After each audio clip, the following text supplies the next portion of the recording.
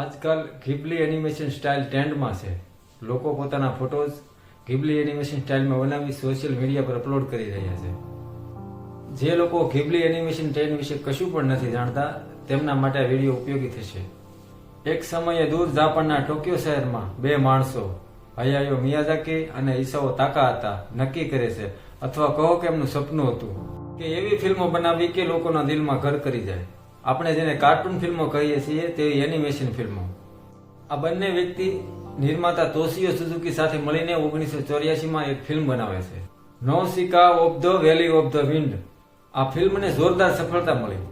ત્યારબાદ 15 જૂન 1985માં આ ત્રણેય વ્યક્તિ સાથે મળીને ટોક્યો શહેરમાં એક એનિમેશન ફિલ્મ સ્ટુડિયોની સ્થાપના કરે છે અને તેને નામ આપે છે, એટલે કે તે સ્ટુડિયોને નામ આપે છે ઘીબલી.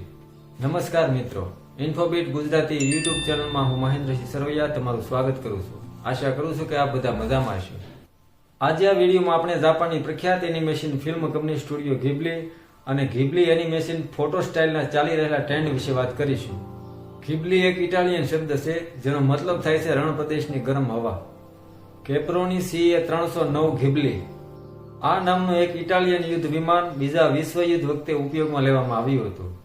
હયાયો મિયાઝાકીની ઈચ્છા હતી કે તેમનો સ્ટુડિયો એનિમેશનની દુનિયામાં એક નવી હવા ફેલાવે.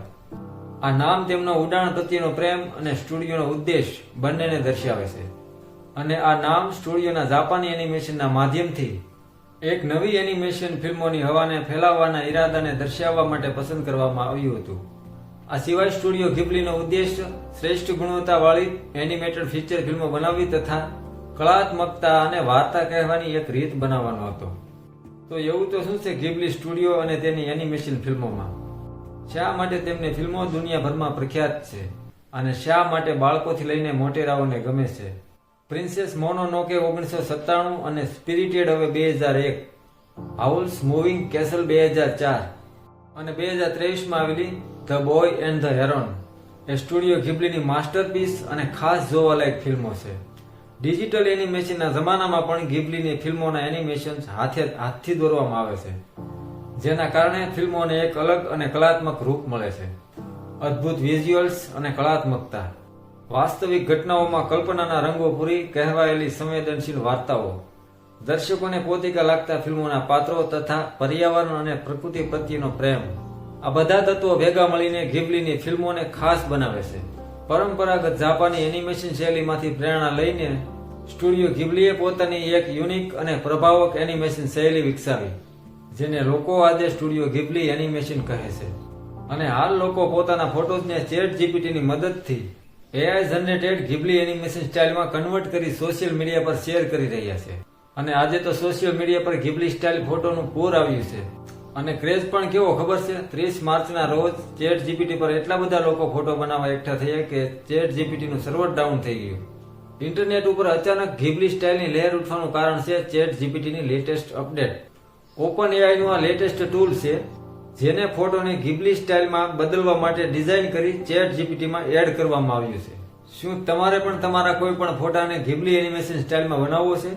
ગૂગલમાં જાઓ અને ટાઈપ કરો ChatGPT, લોગિન અથવા સાઇન અપ કરો.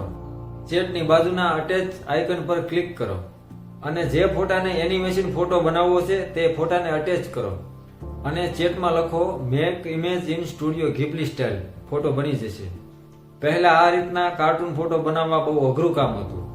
જેઓ ચિત્રકાર છે, પેઇન્ટર છે અથવા કાર્ટૂનિસ્ટ છે તેમની માટે પણ ઘીબલી એનિમેશન સ્ટાઇલમાં ફોટો બનાવવો બહુ મહેનત માગી લે તેવું કામ હતું. પણ ChatGPTએ આ કામ સાવ સરળ બનાવી દીધું. જેમને ડ્રોઈંગ કે ચિત્રકામ આવડે છે એ તો ઠીક, પરંતુ જેમને આવું કોઈ નોલેજ નથી તેવા લોકો પણ એક ક્લિકથી પોતાના એનિમેશન ફોટો બનાવી રહ્યા છે અને સોશિયલ મીડિયા પર શેર કરી રહ્યા છે. સામાન્ય લોકોની સાથે સાથે ફિલ્મકારો, ક્રિકેટરો તથા ઝોમેટો અને સ્વિગી જેવી કંપનીઓ પણ આ ટ્રેન્ડમાં સામેલ છે. આ કંપનીઓ પોતાની બ્રાન્ડને ઘીબલી સ્ટાઇલના ફોટોઝમાં બદલી આકર્ષક કેપ્શન સાથે શેર કરી રહી છે. મોરલ ઓફ ધ સ્ટોરી, આ ટ્રેન્ડથી શું સાબિત થાય છે? એ જ કે આર્ટિફિશિયલ ઇન્ટેલિજન્સ કળા અને ક્રિએટિવિટી સૌના માટે સુલભ બનાવવામાં મોટી ભૂમિકા ભજવી રહ્યું છે. તો મિત્રો, આ હતો ઘીબલી સ્ટાઇલ એનિમેશન ટ્રેન્ડ વિશે માહિતીનો એક નાનકડો અધ્યાય. વિડીયો ગમ્યો હોય તો લાઈક અને શેર કરજો તથા ચેનલને સબસ્ક્રાઇબ કરવાનું ન ભૂલતા. ફરી મળીશું નવા ઇન્ફોબીટ સાથે. અને જતા એક સવાલ, શું તમે તમારો ફોટો ઘીબલી એનિમેશન સ્ટાઇલમાં બનાવ્યો છે? તમારો જવાબ કોમેન્ટમાં જરૂર જણાવજો.